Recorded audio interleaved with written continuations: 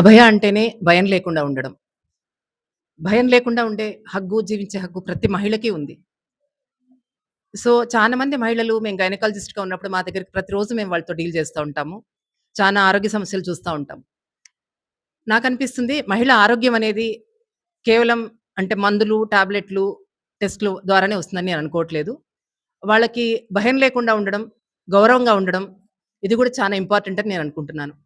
So, సమగ్రమైన ఆరోగ్యం అనేది ఒక మహిళకి తప్పకుండా ఆహ్, ఆరోగ్యం ప్లస్ గౌరవం ప్లస్ నిర్భయత ఈ మూడిటి వల్ల వస్తుందని నేను అనుకుంటున్నాను.